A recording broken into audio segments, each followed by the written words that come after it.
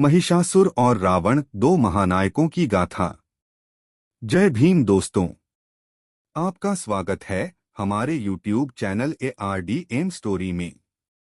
आज हम एक ऐसे विषय पर बात करने जा रहे हैं जो भारतीय पौराणिक कथाओं और इतिहास के पुनर्लेखन से जुड़ा है। यह विषय है महिषासुर और रावण की कथा। दोनों को भारतीय ग्रंथों में राक्षस और अधर्मी के रूप में चित्रित किया गया। लेकिन क्या आपने कभी सोचा है कि ये आख्यान किसने लिखे? क्या यह सचमुच दो दुष्टों की कहानियां हैं या फिर विजेताओं द्वारा रचे गए ऐसे मिथक हैं जिनके माध्यम से पराजित और मूल्यवासी समाजों को नीचा दिखाया गया? महिषासुर एक असुर राजा, जिसे अपनी धरती और प्रजा के लिए युद्ध करते हुए देवी दुर्गा ने मारा। रावण लंका का महान राजा, जिसे राम ने अपने विजय अभियान में हराया। दोनों पात्रों के चरित्र में बहुत कुछ समानताएं हैं। क्या ये दोनों संघर्षशील नायक थे जिनका अपमान किया गया, या सिर्फ कहानी के खलनायक? आज के इस वीडियो में हम दोनों महापुरुषों की व्याख्या बहुजन दृष्टिकोण से करेंगे। हम जानेंगे कि कैसे इन मिथकों का उपयोग सत्ता और धर्म के माध्यम से किया गया, और साथ ही यह भी समझेंगे कि आधुनिक समाज में इनकी प्रासंगिकता क्या है। तो बने रहिए हमारे साथ अंत तक और जानिए महिषासुर और रावण, दो महानायकों की असली गाथा। एक, महिषासुर की कथा, पौराणिक आख्यान और बहुजन व्याख्या। पौराणिक कथा में महिषासुर का चित्रण। महिषासुर को देवताओं के दुश्मन और बुराई का प्रतीक बताया गया है। पुराणों के अनुसार महिषासुर एक असुर था जो भैंसे का रूप धारण कर सकता था। उसने देवताओं को हराकर स्वर्ग पर कब्जा कर लिया। तब सभी देवताओं ने अपनी ऊर्जा से देवी दुर्गा का निर्माण किया, जिन्होंने 9 दिनों तक युद्ध करके महिषासुर का वध किया। इस कथा में महिषासुर को राक्षस कहा गया है, लेकिन सवाल उठता है, क्या वह सच में बुराई का प्रतीक था या यह केवल विजेताओं की लिखी हुई कहानी है? बहुजन समाज द्वारा महिषासुर की शहादत का स्मरण। बहुजन और आदिवासी समाज महिषासुर को नायक और शहीद मानता है। कई क्षेत्रों में महिषासुर शहादत दिवस मनाया जाता है। इसे आर्य आक्रमणकारियों और मूल निवासी समुदायों के संघर्ष का प्रतीक माना जाता है। महिषासुर का श्रमजीवी समाज का प्रतीक बनना। महिषासुर एक ऐसा नायक था जो श्रम का सम्मान करता था। भैंसा, जिसे वह प्रतिनिधित्व करता है, मेहनत और कृषि का प्रतीक है। असुर शब्द का ऐतिहासिक और सामाजिक महत्व। असुर का अर्थ केवल राक्षस नहीं है। यह प्राचीन ग्रंथों में शक्ति और साहस के प्रतीक थे। लेकिन ब्राह्मणवादी व्यवस्था में असुरों को नकारात्मक रूप में चित्रित किया गया। असुर समुदाय झारखंड, छत्तीसगढ़ और अन्य राज्यों में रहने वाले आदिवासी समूह आज भी असुर कहे जाते हैं। यह समूह अपने पूर्वज महिषासुर को नायक मानते हैं। 2, रावण की कथा, मिथक और वास्तविकता। रावण का पौराणिक वर्णन। रावण को रामायण में एक खलनायक, अहंकारी और अधर्मी बताया गया है। वह लंका का राजा था जिसने सीता का अपहरण किया था।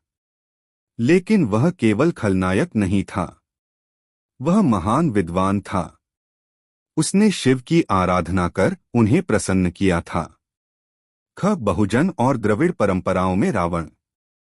बहुजन परंपराओं में रावण एक महान राजा था जिसने अपनी प्रजा के कल्याण के लिए शासन किया। तमिलनाडु और कर्नाटक में रावण का सम्मान।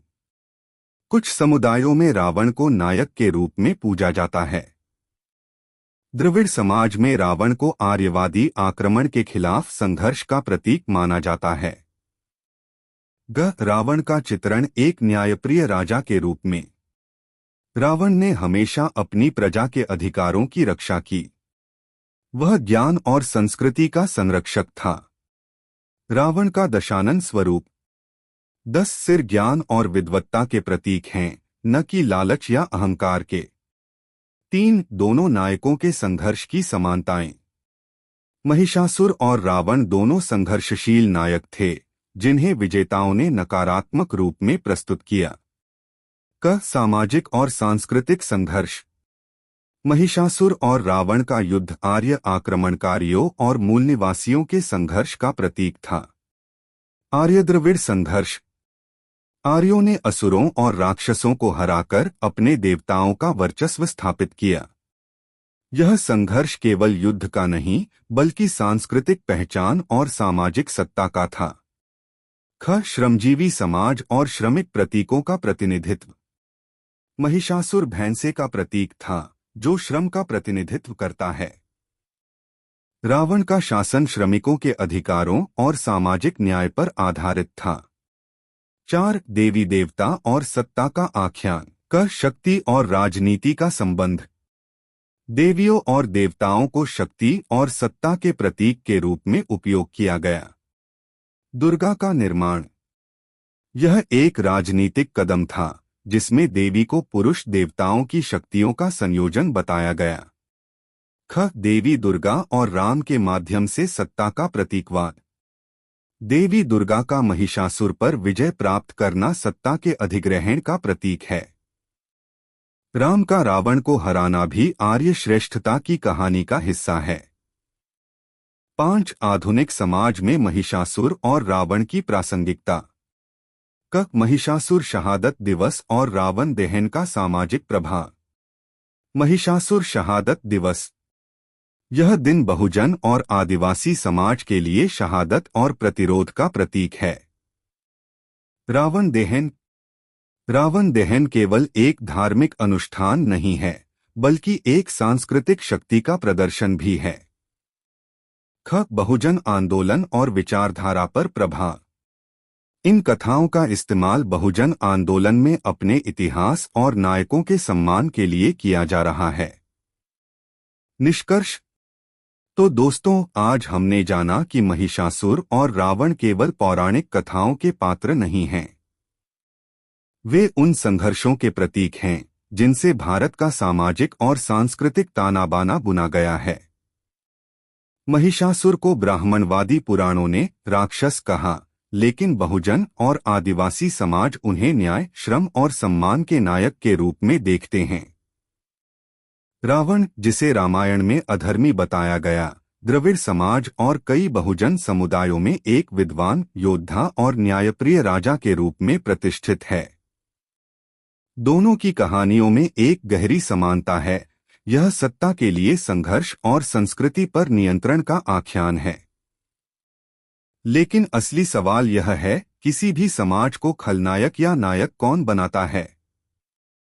क्या यह विजेता की दृष्टि होती है या हारने वाले की आवाज? इतिहास केवल कहानियों का संग्रह नहीं है। यह सत्ता के माध्यम से गढ़े गए मिथकों का भी हिस्सा है। आज का समय उन मिथकों को चुनौती देने का है। महिषासुर और रावण को सही संदर्भ में देखने की जरूरत है, ताकि समाज को उनके संघर्षों का सही मूल्यांकन मिल सके। यह विचारधारा, आंदोलन और इतिहास के पुनरावलोकन का युग है। आइए हम सभी इस सत्य को समझें और अपने नायकों का सही सम्मान करें। इस वीडियो को देखने के लिए धन्यवाद। अगर आपको यह विषय पसंद आया हो तो वीडियो को लाइक करें, शेयर करें और ARDM स्टोरी चैनल को सब्सक्राइब करें। हम फिर मिलेंगे एक और महत्वपूर्ण विषय के साथ।